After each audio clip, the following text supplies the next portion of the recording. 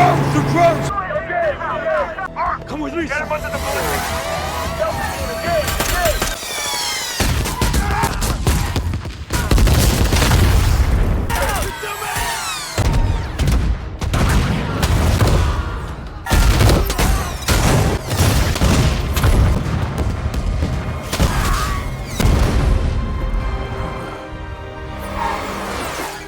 Hard cover isn't enough! Get him in the morning! You're welcome. Really? Nagsimula ang kwento kay Mike Banning, isang Secret Service agent, na lumahok sa isang matinding military training exercise.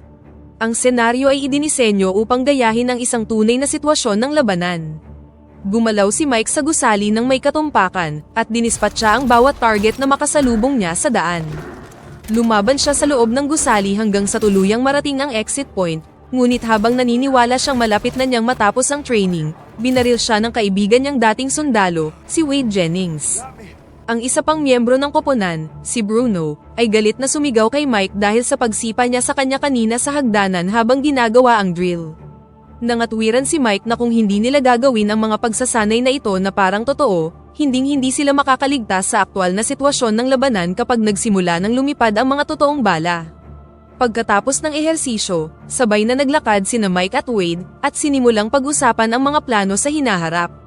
Binanggit ni Wade ang tungkol sa kanyang pribadong military company, ang Salient Global, at sinabi rin ni Mike na isinasaalang-alang siya para sa isang malaking promotion upang maging sunod na direktor ng Secret Service. Tinanong ni Wade kung matutulungan niya ang Salient Global na makakuha ng training contract sa gobyerno, at sumagot si Mike na maaaring makatulong siya. Gayunpaman, si Mike ay tahimik na nakikitungo sa mga malubhang problema sa kalusugan. Nagsasuffer siya mula sa malubhang migraines, at matagal na ring nakikipaglaban sa mga isyu sa pagtulog.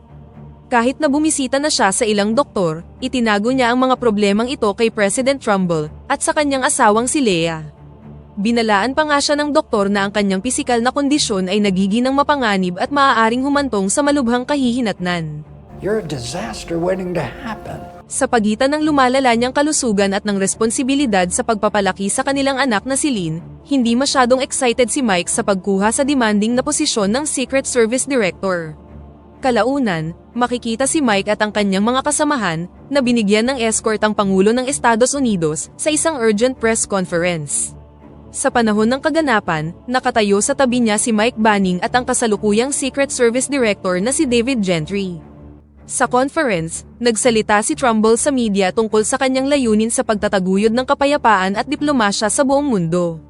Tiniyak din niya sa mga reporter na mahigpit siyang tutol sa paggamit ng mga private military contractor. Gayunpaman, ang ilang katanungan ng mga reporter ay nagpahinala sa kanya na merong traidor sa kanyang gabinete. Dahil dito, bigla niyang tinapos ang conference at umalis. Sa pagbabalik sa kanyang opisina, ipinahayag niya ang kanyang mga alalahanin kay Mike na sumagot na wala siyang alam dito. It wasn't me.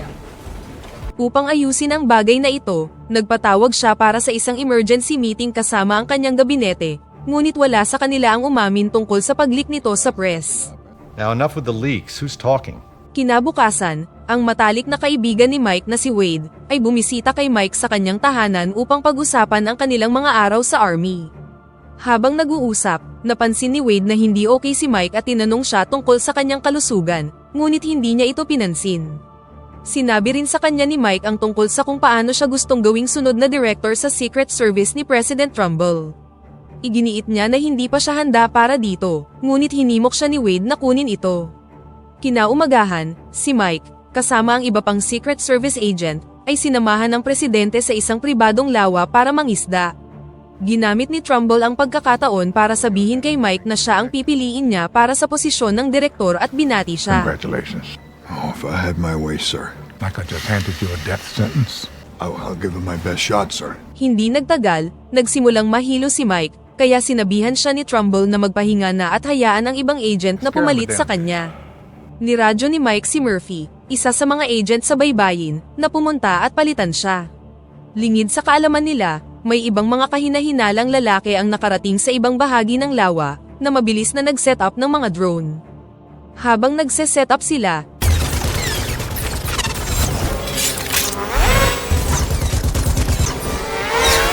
Nakipagpalit na si Mike kay Murphy at pabalik na siya sa dalampasigan para sumama sa iba. Habang papabalik, napansin niya ang ibang mga agent na itinuturo ang ilang bagay na nagmumula sa kabilang direksyon na noong una ay tila isang pulutong ng mga paniki na lumilipad patungo sa kanila.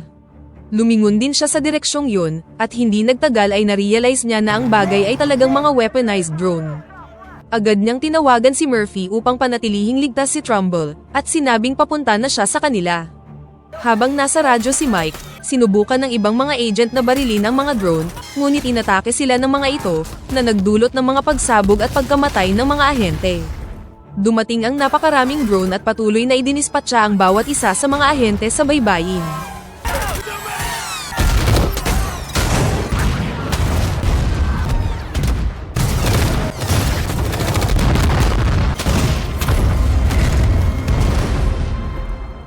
Gayunpaman, si Mike ay hindi ginalaw ng mga taong nagpapatakbo ng drone at pagkatapos ay dumiretso na sila kina Murphy at Trumbull. Nang makita ito, agad na inutusan ni Mike si Murphy na itulak si Trumbull sa tubig na agad niya namang sinunod. Ngunit bago pa makatalon si Murphy sa tubig, tinamaan siya ng mga drone.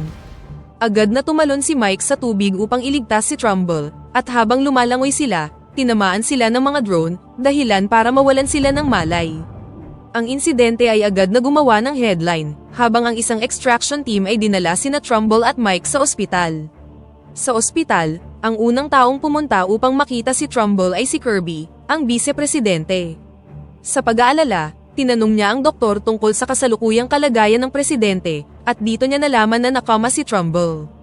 Ipinaalam din sa kanya ng isang security na ang tanging nakaligtas sa insidente sa mga ahente ay si Mike Banning, na nasa ibang ward at wala ding malay. Sa paglabas ni Kirby sa ward ni Trumbull, pinahinto siya para manumpa bilang acting president ni Judge Spear, dahil si Trumbull ay hindi pa alam kung kailan magkakamalay at ang mga affairs ng bansa ay dapat magpatuloy. Habang nangyayari ito, ang asawa ni Mike na si Leah ay pumasok sa ospital kasama ang kanyang anak na si Lynn, at agad na nagtanong tungkol sa kasalukuyang kalagayan ni Mike. Gayunpaman, hindi siya binigyan ni David ng isang tiyak na sagot at sinabi lang sa kanya na sundan siya sa isang ligtas na silid. Hindi nagtagal, nagising na si Mike para lang makita na nakahandcuff siya sa higaan. Si Agent Helen Thompson ng FBI, na naghihintay sa kanya na magising, Why am I in cuffs? ay agad na pumasok at nagsimulang magtanong sa kanya. Where's the president? Where is he? Is he okay? Inakusahan niya si Mike na siya ang nasa likod ng pag-atake sa presidente, dahil ang ginamit na van sa pag-activate ng mga drone, kasama ang mga forensic na ebidensya mula sa loob ng sasakyan, ay may bakas ng buhok at skin cell ni Mike. Higit pa rito, ang ilan sa mga debris ng pampasabog ay tumutugma sa mga materyales na natagpuan sa garahe ni Mike. Ang lahat ng mga ebidensyang ito ay tila direktang tumuturo sa kanya. Iginiit ni Mike na na-set up lang siya. Can't you see that I'm being set up? Ngunit tumanggi si Thompson na maniwala sa kanya. Ipinaalam niya kay Mike na siya ay kakasuhan ng pagtangkang pagpatay sa Pangulo at para din sa pagpatay sa kanyang koponan. Kalaunan, si Mike ay nilagyan na ng handcuff, inihatid palabas ng ospital, at pagkatapos ay dinala na sa federal custody. Sa kabilang banda, umuwi si Leah kasama si Lynn matapos tanggihang makapasok upang makita si Mike at natagpuan ang press na naghihintay sa kanya at minomonitor ng FBI. Habang sinusubukan ni Leah na maunawaan ang lahat, dinala na si Mike sa lokasyon para lang maharang ng ilang armadong kalalakihan na pinatay ang lahat ng agent na naghahatid kay Mike. Pulling their chains in 3, 2, 1. What the? The escort vehicles, too. This ain't good, man.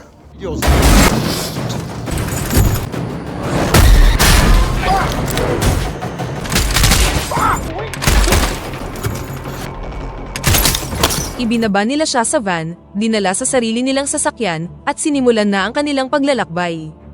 So who are you guys anyway? Gayunpaman, tumanggi si Mike na manahimik lang. Sa panahon ng kaguluhan, nanlaban siya sa mga hijacker na naging sanhi ng marahas na pag-crash ng kanilang sasakyan sa isang puno.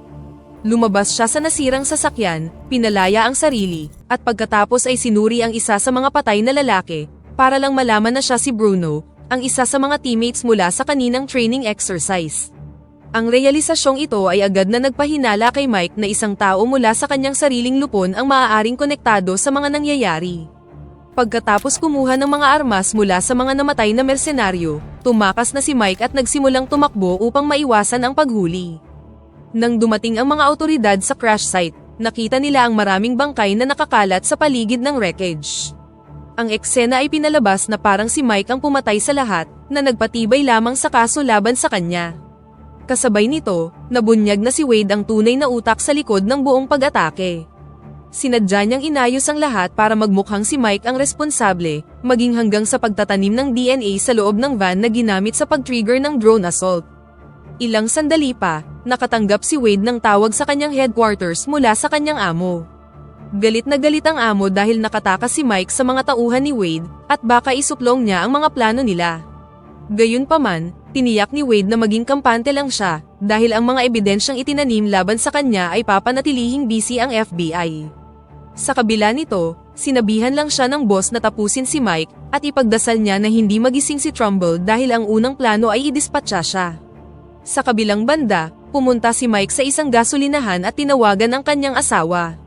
Humingi si Mike ng paumanhin sa paglalagay niya sa kanila ni Lynn sa panganib, at dahil alam niyang nakikinig ang FBI sa kanilang pag-uusap, sinabi niya sa kanila na hindi siya titigil sa pagtakbo hanggat hindi niya napapatunayan kung sino talaga ang nasa likod ng insidente.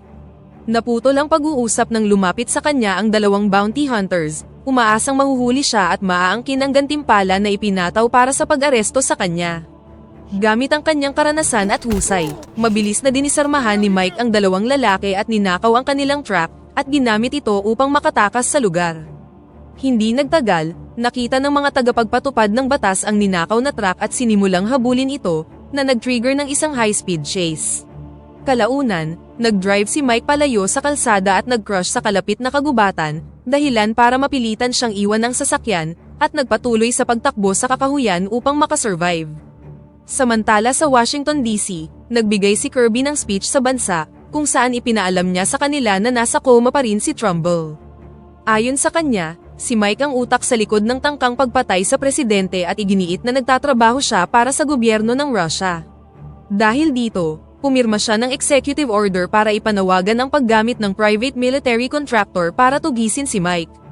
Nakita ni Wade ang balitang ito at masaya siya tungkol dito, dahil nangangahulugan yon na sa wakas ay bumalik na sila sa negosyo, taliwas sa gusto ni Trumbull. Samantala, patuloy na sinusubukan ni Mike na manatiling buhay. Pagkatapos magnakaw ng isa pang sasakyan, nagmaneho siya sa malalim na parte ng kagubatan upang hanapin ang isang taong pinaniniwalaan niyang makakatulong sa kanya, ang kanyang nawalay na ama na si Clay Banning. Si Clay ay isang dating Marine na nawala sa buhay ni Mike ilang taon na ang nakakaraan. Matapos iwan si Mike at ang kanyang ina, mas pinili ni Clay na mamuhay ng mag-isa. Si Clay ngayon ay naninirahan na ng mag-isa sa isang liblib na cabin sa malalim na kagubatan. Nang sa wakas ay nagkaharap na sila, ipinaliwanag ni Mike ang lahat ng nangyari, simula sa pag-atake ng drone, ang mga akusasyon laban sa kanya, at ang katotohanan na gusto siyang ipapatay. Bagamat may galit pa rin si Mike sa kanyang ama dahil sa pag-iwan sa pamilya ilang taon na ang nakakaraan, nakinig ng mabuti si Clay habang inilalarawan ng kanyang anak ang sitwasyon. Ngunit habang nag-uusap sila, nagawang mahanap ni Wade ang lokasyon ni Mike, at agad siyang nagpadala ng grupo ng mga armadong lalaki para patayin siya. Sa kabutihang palad, mahigpit na binabantayan ni Clay ang lugar. Gamit ang mga surveillance camera na inilagay niya sa paligid ng property, nakita ng mag-amang Banning ang paparating na mga mersenaryo bago pa sila makarating sa cabin. Mabilis na dinala ni Clay si Mike sa isang nakatagong lagusan sa ilalim ng lupa sa ilalim ng property. Sinabi ni Clay kay Mike na manatiling tahimik habang naghahanda siya ng serye ng mga bitag. Sinimulan niyang a-detonate ang mga explosive na inilagay niya sa paligid ng ari-arian na nag-trigger ng sunod-sunod na pagsabog. Ang mga pagsabog ay pumunit sa kagubatan at mabilis na nilipol ang buong koponan ni Wade nang walang kahirap-hirap. I'll pull up that wire.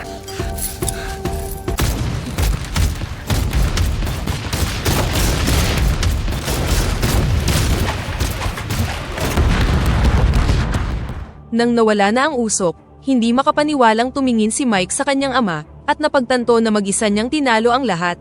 You're welcome. Kinaumagahan, binuksan ni Clay ang radyo at narinig nila ang anunsyo ni Acting President Kirby na sinisisi si Mike sa pagtatangkang pagpatay. Ang pakikinig sa broadcast ay kumumpirma sa mga nauna ng pagdududa ni Mike kung saan si Wade ang nag-frame sa kanya. Direkta niyang tinawagan si Wade at kinumpronta siya, ngayong sa wakas ay nabuo na niya ang tunay na motibo sa likod ng conspiracy. Ang plano ay hindi lamang tungkol sa pagpatay sa Pangulo, ito ay tungkol sa pagsisimula ng isang digmaan. Kapag sumiklab ang isang malaking international conflict, ang kumpanya ni Wade, ang Salient Global, ay tatanggap ng napakalaking military contract at kikita ng malaki. Dahil kontra si Trumbull sa mga pribadong military contractors, kailangan niyang gumawa ng isang bagay tungkol dito, at si Mike ay isa lang pawn sa laro. Dahil sa pahayag na ito, nagbanta si Mike na hahanapin siya at pagkatapos ay pinutol na ang tawag. Don't worry about finding me. I'll find you. That's my mic. Kalaunan, umalis na siya kasama si Clay sakay ng kanyang vintage na sasakyan. Ang plano ni Mike ay magpahuli sa surveillance camera, hawak ang isang sulat upang ipakita sa FBI ang dati nilang lokasyon. Si Thompson at ang kanyang second in command, si Ramirez, ay nakuha ang memo habang nakasakay sa isang chopper. Hindi nagtagal, nakarating na sila sa lokasyon, para lang maabutan ang mga walang buhay na katawan ng mga tauhan ni Wade, at isang inskripsyon na nagpapakita na nagtatrabaho sila para sa Salient Global. Nang makita ito, sa tingin ni Ramirez ay sinusubukan silang lituhin ni Mike, ngunit nagsimulang makita ni Thompson ang dahilan na maaaring si Wade ang taong dapat nilang tinitingnan, dahil nagmamay-ari siya ng isang private military contract company. Siya lang ang sa tingin niya na makikinabang sa buong bagay na ito, at sinabi kay Ramirez na kailangan niya ang lahat ng impormasyong makikita nila sa kanyang kumpanya. Sa kabilang banda, kinumpirma ng doktor ni Trumbull na tumutugon na ngayon sa stimuli ang presidente, at malapit na siyang makarecover. Nakuha ni Mike ang impormasyong ito sa balita habang nagpapagasolina kasama si Clay, ngunit nabahala siya dahil alam niyang hindi titigil si Wade hanggat hindi napapatay si Trumbull. Determinado, nagpa siya si Mike na pupunta ng mag-isa sa Pangulo.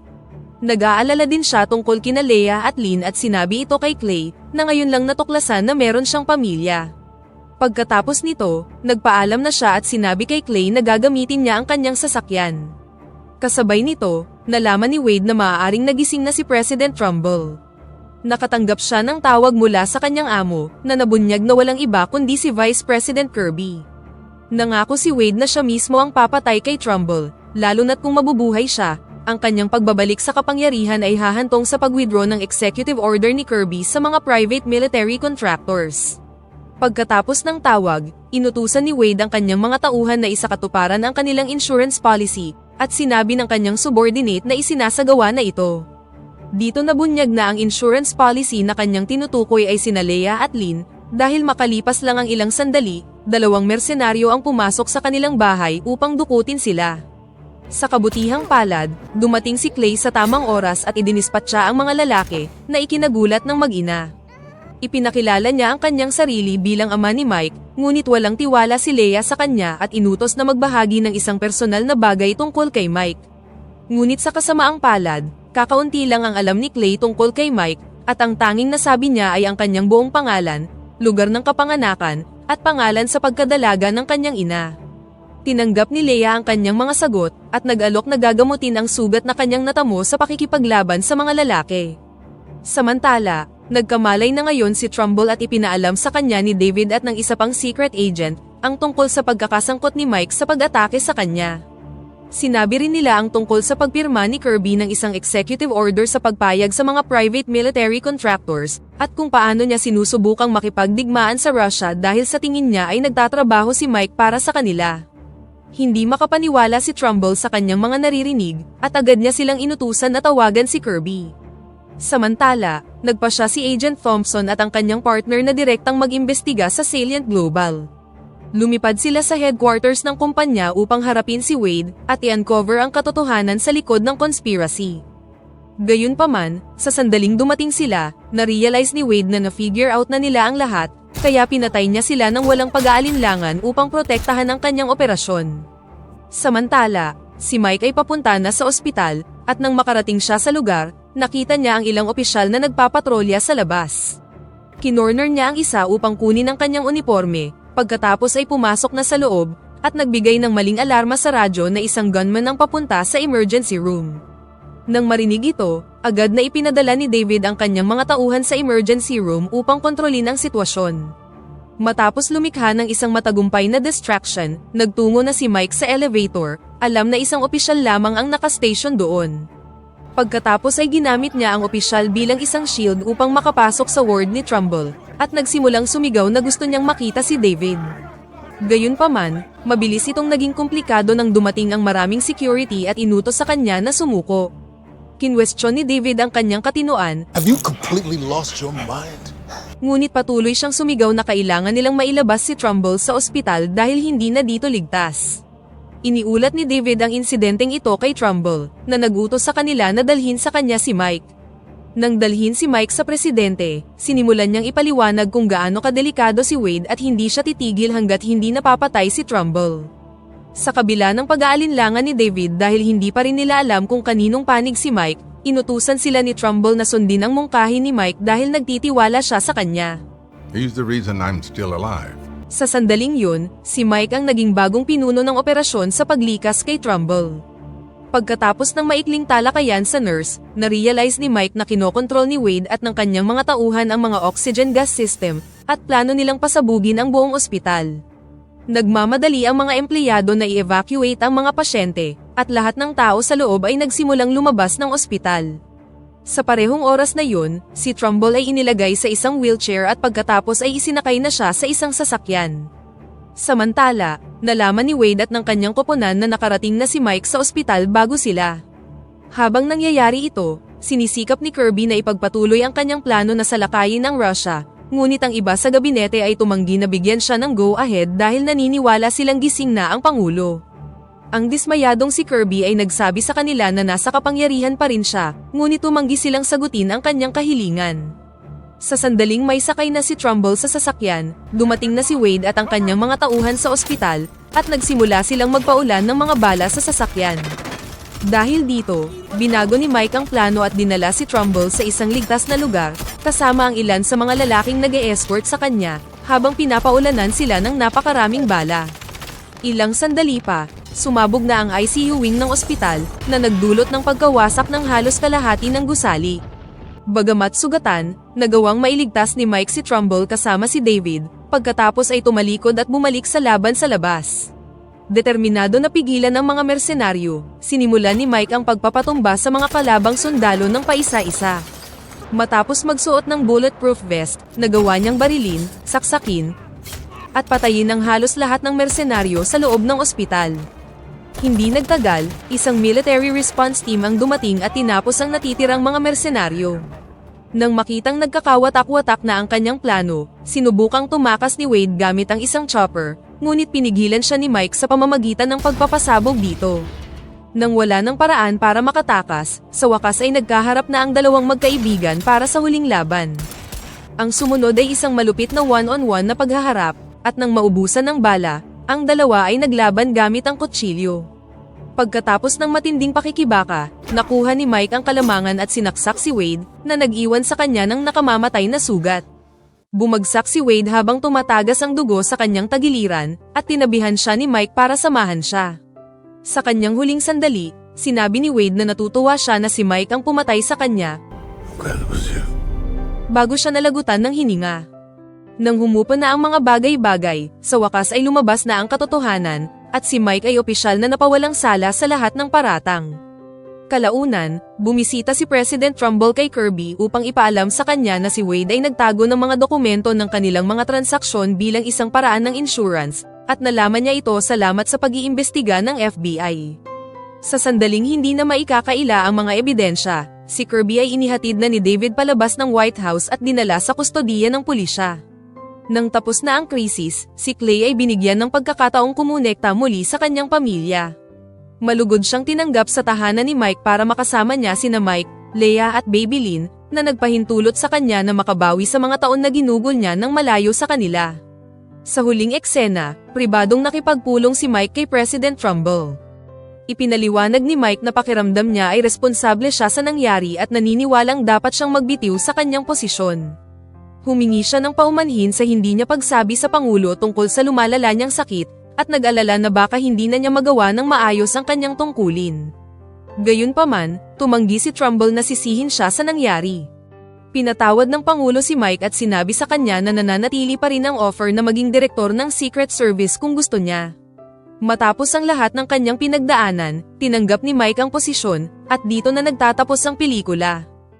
Pakipindot naman ang like button kung nagustuhan mo ang pelikula at kung hindi naman, pindutin mo ng 2 beses ang dislike button para lang makasiguro.